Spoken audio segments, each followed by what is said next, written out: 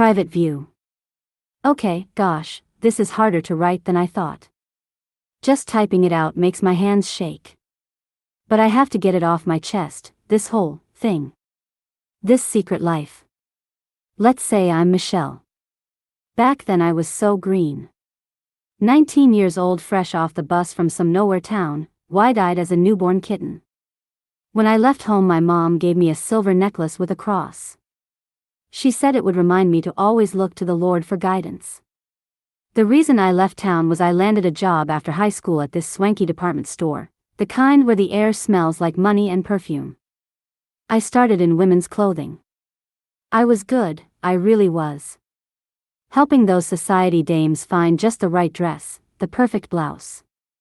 Made them feel like $1,000,000. My boss, Madam K, she was something else. A real charmer, tough but fair. She taught me everything, how to smooth ruffled feathers, how to make the ladies purr. I followed her around like a puppy, soaking it all up, learning how to please our wealthy clients. After several months on the floor doing sales, I learned about the private viewings.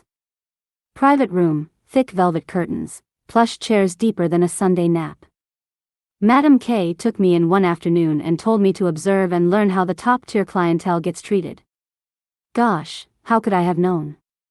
And this particular client was a doozy. He was called Mr. Firestone.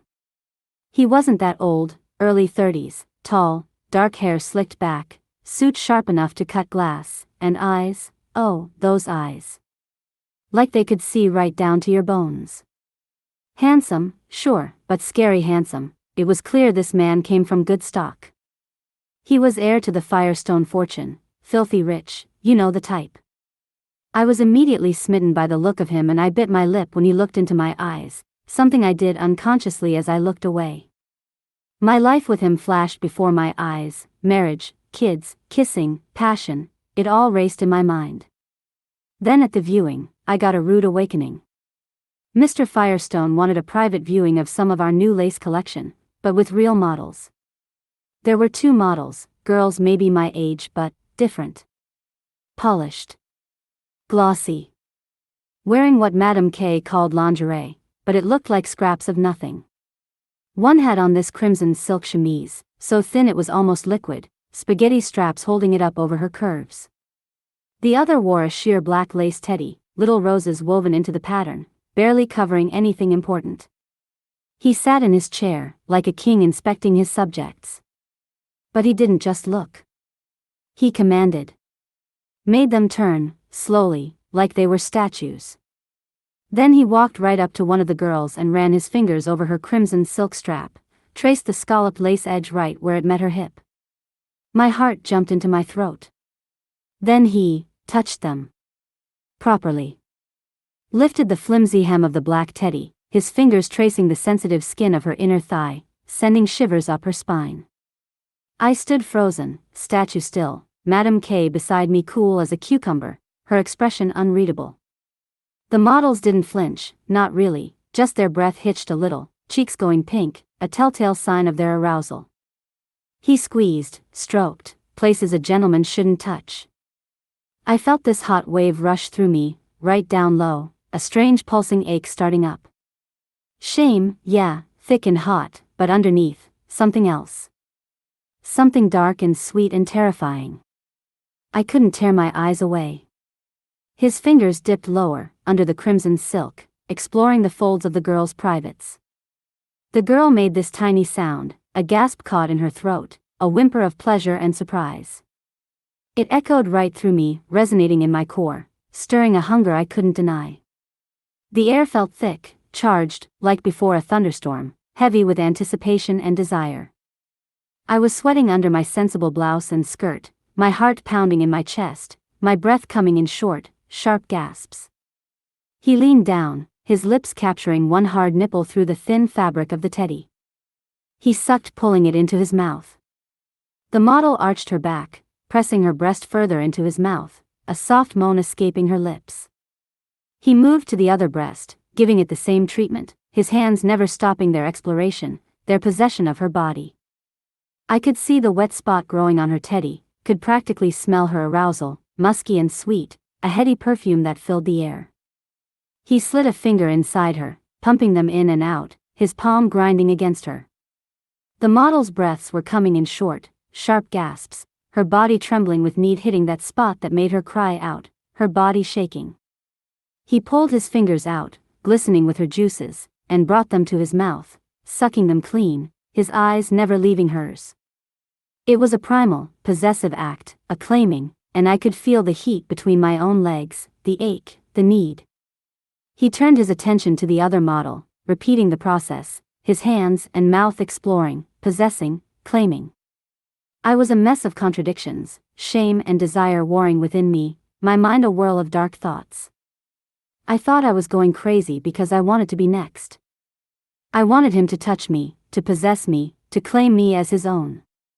But I also wanted to watch, to see the power he held, the control, the domination. It was intoxicating, a drug I couldn't get enough of. A week later, maybe less, Madame K called me into her office. Her eyes were sharp. She said Mr. Firestone requested me specifically for the next viewing. Me? A model? I stammered, my voice sounding all squeaky, said I wasn't like those girls, I sold clothes, I didn't wear scraps. Madame K, she just gave me this look. That look that said arguing was useless. She said he pays obscenely well and his wishes are our command. Resistance felt like trying to stop the tide. I responded with a yes madam, and that was that. Days later it was time for the viewing and I was told Mr. Firestone had arrived. Madame K and the other girls dressed me. Oh Lord, the humiliation. It was a baby pink satin baby doll set. The fabric felt smooth and cool sliding over my skin, almost slippery. The top had these little cups trimmed with ornate ivory lace, tiny satin roses stitched along the edges. The matching shorts were barely there, also edged with that fancy lace, with sheer mesh panels down the sides showing my skin. I felt ridiculous, like a little girl playing dress up, but horribly exposed. Terrified doesn't even cover it. Walking into that viewing room felt like walking into an oven. Just him and Madame K this time. He sat back in that plush chair, those laser eyes raking over me from head to toe. He didn't smile. He said turn. Slowly. My hands were shaking so bad I thought I'd drop something, but there was nothing to drop. I turned, feeling the cool air on my back where the baby doll barely covered. He stood up and approached me and got close. So close I could smell him, expensive cologne and something else, something raw and powerful. His fingers, warm and sure, traced the delicate lace strap on my shoulder, then trailed slowly, so slowly, down my arm. I held my breath. Then, without warning, his hand slipped under the flimsy hem of the little shorts. I gasped, a sharp intake of air. He slid his hand right in, no hesitation, his palm rough against the sensitive skin of my inner thigh. Then moved higher. Touched me right there, through the thin, damp silk of my panties. I mean, I never thought. His fingers pressed, explored the shape of me, found the heat, my slight wetness soaking through the silk. He murmured something low, almost approving, about responsiveness. Then, quick as a snake, he hooked his fingers into the lace waistband of the panties. Just yanked them down. Left them pooled around my ankles like discarded tissue. I stood there, half naked, trembling like a leaf, the cool air hitting skin that had never seen daylight. I was in literal shock. He pushed me gently, firmly, down to my knees on the thick, plush carpet, the fibers soft against my knees, a stark contrast to the hardness of his intent. His voice, when he spoke, was a low rumble, a command that brooked no argument. Open your mouth. It wasn't loud, but it resonated through the room, filling every corner with his authority. Only Madame K was there watching, but she didn't intervene. I felt a shiver run down my spine, a mix of fear and anticipation. My jaw felt stiff, unresponsive, but I forced it open, my breath coming in short, sharp gasps. He stepped closer, his presence dominating, his body a tower of power and control. He took his large, thick member into his hand, stroking slowly, deliberately. I couldn't believe what I was seeing. Was this real? How was he allowed to do this? This is the most dirty thing I had ever seen, but I couldn't look away for some reason. As it got larger and larger, I was hypnotized. I was glaring. I had the impulse to run out of there, but for some reason I didn't. Then he guided the tip to my lips and pressed on them. My mouth naturally opened and accepted this invasion. I didn't believe that something that looked like that could fit into my mouth. I could feel the heat of him, the heat of it, the pulsating life, and I hesitated, a small, reluctant whimper escaping my lips. Tears were streaming now, and I whimpered. Now he gripped my ponytail, and his grip on my hair was firm, insistent, and he pushed forward, making me take him in. It was huge, overwhelming, a foreign thing in my mouth. I could taste the salt of him, the musk, the raw male scent that was uniquely him. I cried more as my throat constricted and choked.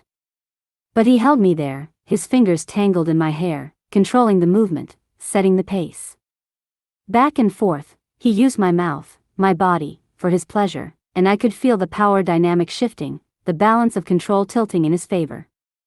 The room was silent except for the wet sounds of my mouth working on him, the harshness of our breaths, and the occasional groan of pleasure that rumbled from his chest.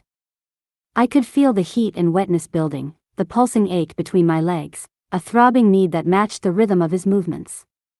It was humiliating, degrading, and yet, there was a thrill, a terrifying, electric thrill that coursed through my veins, setting my nerve endings alight. He groaned, a deep, guttural sound that vibrated through his body and into mine. I could feel him swelling, growing even larger, and I braced myself, not knowing what exactly was coming. With a final, powerful thrust, he blew up in me, a sudden hot rush flooding my mouth, coating my tongue, my teeth, my lips. I could taste him, the essence of him, salty and bitter and raw. Swallow, he commanded, his voice hoarse with spent passion. And for some reason I obeyed. I was no longer in control of my own will. Something else took over and I swallowed it all, every drop, my throat working as I took him in, my body responding to his command. The shame was a cold stone in my stomach, a heavy weight that grounded me, but the thrill was a wildfire, burning brighter, hotter, consuming everything in its path. My knees wobbled, my body weak and spent, but my mind was alive, buzzing with the aftermath of his domination. He pulled me up, his hands firm on my arms, his eyes searching my face. I could see the satisfaction in his gaze, the knowledge that he had broken me, bent me to his will. And I could feel it too, the submission, the surrender, the tears, the absolute knowledge that I was his, body and soul. He held me his embrace like a warm blanket. He kissed me on the forehead and caressed my cheek, looking into my teary eyes. I looked at him and all I could see was affection and care. No longer the forceful man that just violated me, but looking like the man that just rescued me from the beast I just had in my mouth. The week went by in a blur. My regular job seemed so tedious, so low, like nothing could compare with what I had just done. The next viewing, maybe a fortnight later, there was another girl. Clara, I think her name was. Pretty thing, blonde. She wore this emerald green sheer chiffon robe over a matching bra and tap pants set, the bra barely covering her, the tap pants short and silky. I was dressed in midnight blue silk, a bias-cut slip that clung to every curve like water, with delicate black lace trim along the low neckline and high slit. He watched us both, his gaze moving between us, comparing. Made us kneel before him, side by side on the velvet carpet. Unzipped his trousers. He said, "You know what to do." His voice was flat, expectant. Clara went first, her head dipping down. I watched, my face burning, then it was my turn. We did. Both of us. Taking turns being used by him. My mind screamed it was degrading, filthy, but my body felt wired, hyper-aware. The intimacy of it, both of us focused only on pleasing him, the shared rhythm, the sounds, it felt weirdly close, in a twisted way. But then he stopped. Pulled me up roughly by the arm, turned me around so fast I stumbled. He walked me over to the plush velvet arm of the couch and bent me over it. My cheek pressed into the soft fabric. He pushed the clinging blue silk slip up, bunching it around my waist. He pulled down my panties, and they settled onto my ankles. I was exposed completely from behind. No gentle words, no preparation. I could immediately feel the hard thing at my entrance. Pressing me, demanding I open up to him. It was painful, but I was already so wet that he massaged it up and down and I could feel my petals open up. It advanced in and I screamed with pain. He paused and let it settle in the position, then pushed further. Each advance sent shocks of pain and I couldn't believe it fit in me. It felt like my legs were pushed apart from my body. More advancing, and now he filled me completely in one deep, shocking thrust. I cried out, more from the suddenness, the invasion. He ravaged me then, thrusting deep and hard, his hands gripping my hips so tight I knew there'd be dark bruises later. And the awful, wonderful, impossible thing was, my body caught fire. That heat became an inferno. With every powerful thrust, sparks flew behind my eyes. The pressure built up in a way that I couldn't describe. I didn't know what I was feeling, but I felt like I needed a release, and that is when he reached over and started kneading my breasts and his fingers gently pinched my nipples and I blew up. Waves of pleasure, intense, mind-blowing, crashed over me, one after another, building higher and higher until I was gasping, crying out, my fingers clawing at the velvet, utterly overwhelmed, weak as a kitten. Looking back, now I know that this was my first climax. Soon after he groaned, a deep rumble, buried himself deep inside me, and released his hot liquid flood. The punch I could feel deep inside me, punch after punch. It was so slick and wet. I collapsed onto the couch, trembling violently, utterly spent, confused and dizzy from the sheer, shocking force of my own satisfaction. Clara just watched, silent. And again, Mr. Firestone held me afterwards, the warmness and affection, stark contrast with the monster that just gave me the most intense pleasure I had ever experienced. It was so infuriating because of the conflicting feelings in my mind and heart. I was allowed a few days off after that, and all I could think about was the event, playing it over and over in my mind. Each night in my bed I touched myself thinking about him. Madame K called me in a few days later. Her face was unreadable. She said Mr. Firestone requested a private showing at his residence for the new Angel swimwear collection. That day, we prepared the whole morning the different outfits and made adjustments so they fit my body perfectly. I packed the case with trembling hands. There were such daring pieces. One was a cherry red halter bikini with tiny white polka dots on the stretchy fabric, the top tying behind the neck and back, the bottoms high cut on the hips. The last piece was a simple white one-piece, but with angled crotch area that made me blush looking at it. It was so thick and showed my entire hips. It was so pure, angle-like, but the cut was so dirty. Then, a car took me to his house, a mansion. It was really huge, all sharp modern lines and cold marble. The pool area was like something from a movie, all glass walls and gleaming blue tiles, the water shimmering under recessed lights. He sat on a white lounger in a black robe, watching me like a hawk. I changed behind a flimsy bamboo screen. First the navy one-piece. Modest, covering. I stepped out. He nodded curtly, his eyes sweeping over me. Show me the next. My fingers fumbled with the straps, my skin prickling under his gaze. The white one-piece felt like wearing almost nothing, the fabric clinging damply as I stepped out. He made me walk slowly to the pool edge, turn for him, then bend slightly at the waist to adjust a strap. I felt absurdly exposed. The top cut was so low and the crotch area was like a string. He seemed to like it because he stood up and walked towards me. He said, "Get into the pool." I hesitated, looking at the cool water, then back at him.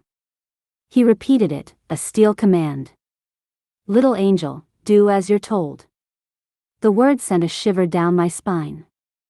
I stepped down the ladder into the cool water, and that's when I noticed I was still wearing my cross necklace. I had forgotten to take it off, but it was too late now. The water was like a relief, hiding my body. He took off his robe and followed me right in. His body was rugged and defined. His lines sharp as a razor. The look of his muscular arms made me blush. He came closer and pulled me against him, the heat of his body against the skin of my back. His hands slid over the wet white fabric, rough against my sides, my back. Then under the straps, pushing under the fabric, his thumbs finding my peaks, pinching, rolling them until they hardened painfully. I gasped, then his fingers slipped into the leg opening under the tight elastic of the bottom fabric, sliding easily to my wetness, finding that sensitive nub. Stroked me, right there, in the open water. I moaned, my head falling back, helpless against the jolts of sensation he drew from my body. He turned me around and consumed my open mouth. I didn't know it was open, but it was. He consumed me, his tongue exploring my insides, his strong arms wrapping me like a gift. The kiss was so sensitive, so soft and wet, so intoxicating. I was swooning and I felt my knees give out and I almost fell into the water. He lifted me up, then led me out of the pool, water cascading off our bodies, glistening on our skin and the sunlight coming through the windows. The air was warm, but the water dripping from our hair and bodies sent a shiver down my spine. He laid me down on a thick, fluffy white towel spread out on a sun lounger, the soft fibers absorbing the moisture, providing a cushioned contrast to the cool tiles surrounding us. His touch was firm yet gentle as he peeled the soaked white suit from my body, first the top then through my legs, his eyes locked onto mine the entire time, never wavering, never blinking. It was as if he was committing every moment, every detail, to memory. The cool air hit my bare skin, raising goosebumps, but his gaze was aflame, burning away any chill. He stood up and pulled down his trunks and oh my, his body was a work of art, chiseled and defined, every muscle honed and ready for action with a stiff and huge demon pointing straight up and pulsating. It was thick with desire. He covered me then, his body hard and demanding, pressing down on mine with a purpose. His stiffness felt like a log of wood on my belly. The weight of him was a comfort, a claim of ownership that sent a thrill through me. His lips found mine, hungry and insistent, his tongue exploring me again as if it were his to conquer. I could taste the pool water, the unique flavor of him, a heady combination that left me dizzy with desire, the wetness gushing down below. He again began to enter me slowly, deliberately, his eyes never leaving mine. I could feel every inch of him, with less pain now, the thickness, the heat, the power as he filled me completely. The sensation was overwhelming, a mix of pleasure and pain that left me gasping for breath. He started to move, deep, slow, possessive thrusts that built a fire within me, an inferno that threatened to consume us both. The sounds of our lovemaking filled the air, our ragged breathing, the wet slapping of our bodies coming together. The vaulted glass ceiling let in the sunlight, casting a warm glow over our entwined bodies, a stark contrast to the cool air that raised goosebumps on my heated skin. His movements were deliberate, each thrust calculated to drive me wild, to push me to the edge of reason. I could feel the tension building, my body coiling like a spring, every muscle taut, every nerve ending alight. He leaned down, his breath hot on my ear, his voice a low growl. "Let go now," he commanded, and my body obeyed, snapping like a rubber band, sending waves of pleasure crashing through me. I held my breath and then screamed with ecstasy. I shuddered, my body convulsing as the climax tore through me, leaving me breathless and spent. He then continued to ravage me, strokes growing longer now. I couldn't believe this pole of a thing going in and out of me. He groaned then, a deep, guttural sound that vibrated through his body and into mine, and I could feel him, the pulsing, the swelling, the hot rush of his release as he spilled himself deep within me. It was a claiming, a marking of his territory, and I welcomed it, my body milking him, drawing him in, keeping him close. I gripped him so tight, wanting the seed deep inside me. I could feel the heat with each pump of his manhood. It was sublime. I was completely spinning with pleasure and love. Did I love him, I asked myself? I pushed the thought from my mind, but it kept invading back. The submission, the release of control, it made me feel so at peace. We lay there, our bodies entwined, our breaths slowly returning to normal, the cool air a stark contrast to the heat of our passion. The wet towel clung to my back, the coolness seeping into my skin, a pleasant contrast to the fire that still raged within me. I could feel his heart beating against my chest, the steady rhythm a lullaby, a promise of more to come. And I knew, in that moment, that I was his, completely and utterly, and I wouldn't have it any other way. That was it. The point of no return. That evening he plied me with a candle-lit dinner, wine, and we danced to his gramophone. I was dizzy with love each time he dipped me and then brought me close to his face. As he walked me to his car, his driver was waiting for me. He turned to me and said he had an idea. He explained how much he needed me, how much I could be of use to him. He offered me a place in the mansion. Permanently. To model for him, exclusively. And, for his associates. I know how it sounds. Pathetic. A kept woman. A plaything. But the thought of leaving, of going back to folding sweaters at the store, back to my tiny, shabby apartment with the dripping faucet, it felt like stepping off a cliff. Impossible. The sheer intensity of the pleasure he gave me, the way he owned my body, commanded my responses, knew exactly how to make me shatter. I was hooked. Addicted. So I said yes. It's been weeks now since I've been living here. I'm here now. Typing this confession in a bedroom bigger than my old apartment, the sheets silk, the silence heavy. Last night, he had guests.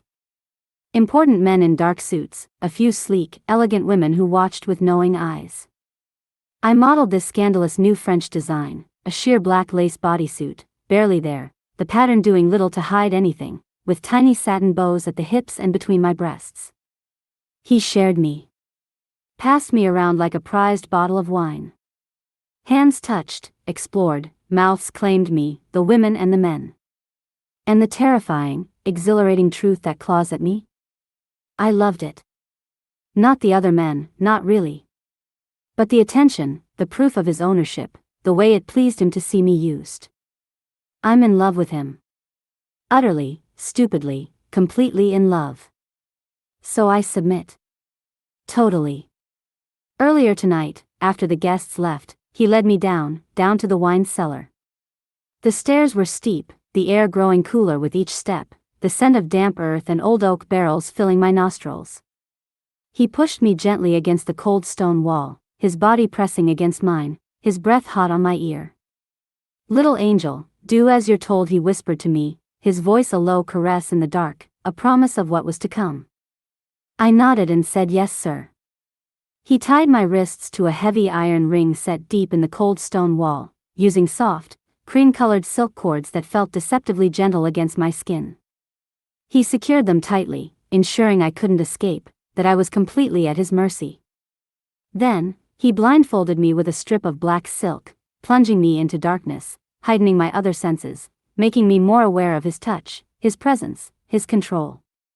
The first touch of the leather crop was gentle, a feather-light tap on my skin, a tease, a promise. He started at my back, moving down to my thighs, the taps growing sharper, more insistent, stinging kisses that made me gasp, jump against my bonds. The pain was sharp, bright, a contrast to the darkness, a sensation that was both unpleasant and pleasurable, a confusing mix that left me wanting more. His whispered commands floated in the darkness, a low rumble that vibrated through my body, setting my nerve endings alight. Beg for it, he said, his voice a low growl. Beg for my touch. And I did, my voice a desperate plea in the dark, a surrender of my control, my will, my body. Please, I whispered, my voice hoarse with need. Please, touch me. He used his fingers then, skilled and knowing, exploring my body, finding hidden places that made me cry out, my body arching against his touch, seeking more, always more. His mouth, oh, his mouth, it was a path of fire on my skin, a trail of pleasure that left me burning, aching, needing. He traced a path down my body, his lips and tongue exploring, possessing, claiming. Lower and lower, until I was arching, screaming soundlessly into the blindfold, lost in a vortex of sensation, a whirlwind of pleasure and pain that left me dizzy, desperate, begging for release. My arms were still above me tied to the hook, and he lifted my legs up off the ground. He positioned himself between my legs, his body pressing against mine, his hardness probing, seeking entry. I could feel the heat of him, the pulsating life, and I hesitated, a small, reluctant whimper escaping my lips. Please, I said, but didn't know what I was saying. His grip on my legs was firm, insistent, and he pushed forward, the head of his thick member pressing against my entrance, slowly, deliberately, inch by inch, filling me, stretching me, possessing me. I could feel every vein, every ridge, the thickness, the heat, the power as he filled me completely, my body yielding to his, my inner muscles clenching around him, trying to adjust to his size. He started to move, slow, deep, possessive thrusts that built a fire within me, an inferno that threatened to consume us both. Each thrust was a claim, a statement of ownership, a reminder of my submission. He would pull out almost completely, leaving me feeling empty, only to slam back into me, filling me once more, his hips grinding against mine, his pubic bone pressing against my nub, sending sparks of pleasure through my body. The sounds of our lovemaking filled the cellar, our ragged breathing, the slapping sounds of our bodies coming together, the groans of pleasure that rumbled from his chest. The cool air of the cellar raised goosebumps on my heated skin. His hands gripped tighter, holding me suspended in the air as he pounded into me, his body a machine, a weapon of pleasure, a tool of his domination. I could feel the tension building, my body coiling like a spring again, every muscle taut, every nerve ending alight. He leaned down, his breath hot on my ear, his voice a low growl. My angel, what a good girl. The words made me dizzy, and then it happened, snapping like a rubber band, sending waves of pleasure crashing through me. I shuddered and cried out, my body convulsing as the climax tore through me, leaving me breathless and spent. But he wasn't done. He continued to thrust, his body unyielding, his pace unrelenting. I could feel another climax building, my body sensitive, my nerves raw, my mind a whirl of pleasure and pain. Again, he said, his voice a low growl, and I obeyed, my body responding to his will, my explosive climax shocking through me. Electric, my legs were clenching around him. His thing was still throbbed inside me, pulsating with the long strokes, and soon after, he climaxed, explosive, filling me with his seed, coating my inner walls, marking me as his. I could feel the wetness, the warmth, the stickiness as he continued to spill, his apex seemingly endless, his body shaking with the force of it. I could feel it dripping out of me, a mix of his release and my arousal, a testament to our passion, our intensity, our utter and complete abandonment to each other. He stayed inside me, his body pressing against mine, his breath hot on my neck, his heart pounding against my chest as we both came down from our high, our bodies slick with sweat, our skin flushed with the aftermath of our passion. This life, this surrender, it's become my oxygen. I don't know what that makes me. Weak? Sick? Lucky? I only know, deep in my bones, I wouldn't go back home. Not for anything. The secret is heavy, a stone in my chest, but the thrill, oh, the forbidden, consuming thrill, it's everything. It's all I am now.